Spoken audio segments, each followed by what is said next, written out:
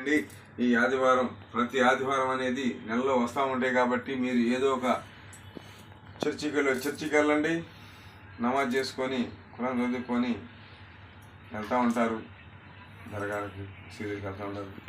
Okay కాదు మేము శివుడు పూజ చేస్తాం, చేసుకోండి, ఎవరు పూజ వాళ్ళు చేసుకోండి, కానీ శుభ్రంగా చేసుకోండి. అర్థమైందా?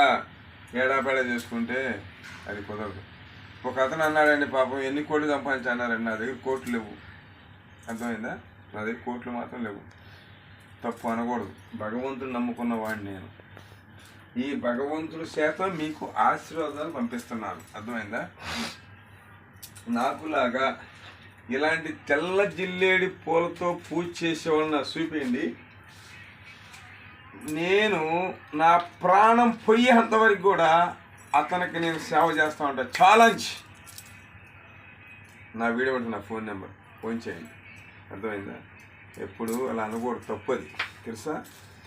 మీరు దేవుణ్ణి ఎలాకూలం చేసినట్టే, చాలా తప్పది. ఎన్ని కోట్లు, ఏం స్వామి ఎంత పరిష్కారం అన్నారు కాలక మీరు, ఎన్ని కోట్లు అంటే ఏంటంటే వేళాకోళం. నన్ను కాదు మీరు అంది, ఆ తల్లిని. తప్పది. అర్థమైందా? మీ పిల్ల పాపలు కూడా చల్లగా ఉండాలని, భూమి మీద పేరున ఊరు గ్రామాలతో అంతా చల్లగా కోరుకుంటున్నాను. అర్థమైందా? మీరు నన్ను ఎలా ఆశీర్వదించారు తెలుసా? స్వామి ఒక 100 రూపాయలు కొడతాము, మా పేరు మీ అభిషేకం చేయండి అంటే చేస్తాను. అది కానీ తప్పు.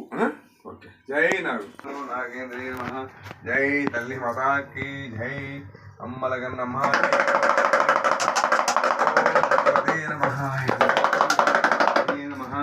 నమో ఆదిశేషాయ, ఓం లోఖండేశ్వరాయ నమః, ఓం భగవతే నమః, నమో ఆదిశేషాయ, ఓం లోఖండేశ్వరాయ నమో నమః.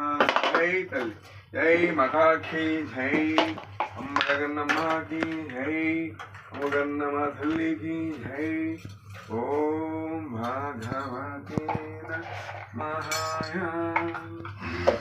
ఓం నమో నాగేంద్రాయ నమః, ఓం తల్లి మాతాకి జై. తల్లి జై మాత, ఓం భగవతే నమః, జై తల్లి మాతాకి జై.